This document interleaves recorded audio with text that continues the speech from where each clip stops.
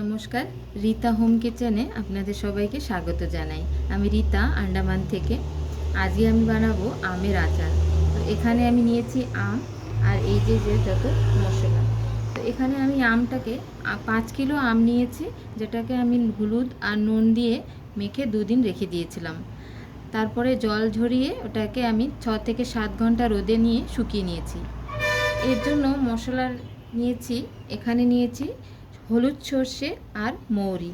তো হলুদ সর্ষে এখানে 200 গ্রামের মতো নিয়েছি, মৌরি নিয়েছি 150 গ্রাম, এখানে জিরা নিয়েছি 50 গ্রাম, মেথি নিয়েছি 25 গ্রাম, কালো জিরে নিয়েছি 20 গ্রাম, আর গোলমরিচ নিয়েছি 20 গ্রামের মতন, আর ধনে নিয়েছি 80 গ্রাম।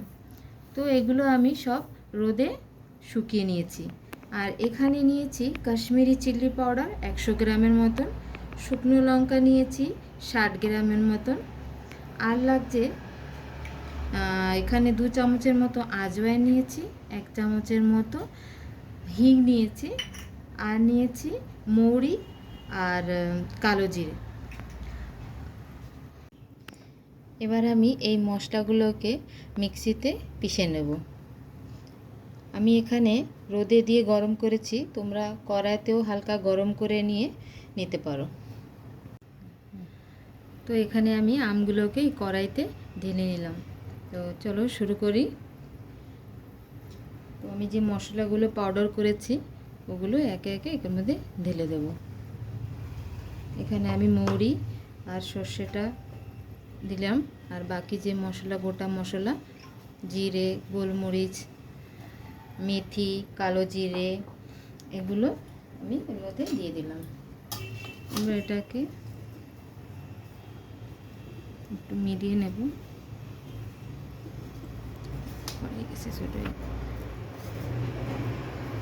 আমার কড়াইটা ছোট হয়ে গেছে, এর থেকে বড় কড়াই আমার কাছে নেই।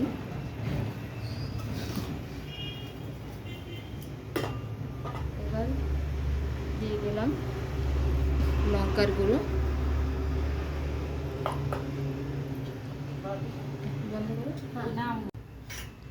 আর দিয়ে দিচ্ছি কাশ্মীরি চিলি পাউডার,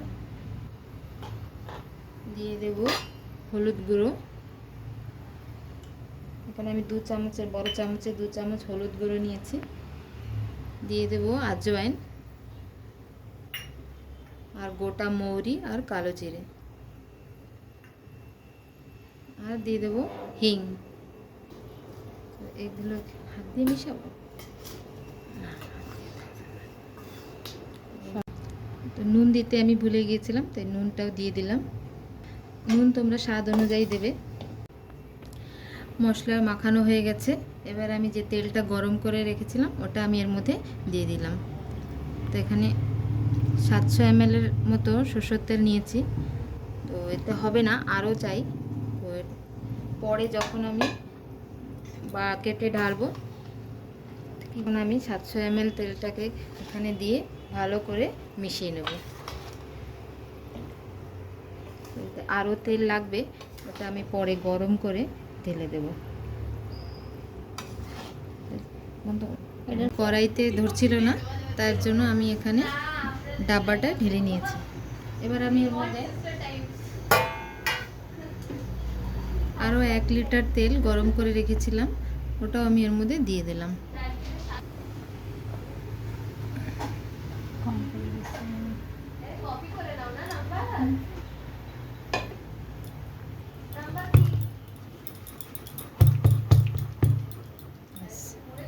তো তৈরি হয়ে গেল আমের আচার। রেসিপিটা যদি ভালো লেগে থাকে তাহলে লাইক, শেয়ার আর সাবস্ক্রাইব করতে ভুলবেন না। আপনারা অবশ্যই বাড়িতে একবার বানিয়ে দেখবেন। আমি এর আগে 2 বার বানিয়েছি, তাই ভাবলাম আপনাদের সঙ্গেও শেয়ার করি, তাই জন্য এটা আমি শেয়ার করলাম। আবার নতুন কোনো ভিডিও নিয়ে দেখা হবে আপনাদের সঙ্গে। ততক্ষণের জন্য ভালো থাকেন, সুস্থ থাকেন।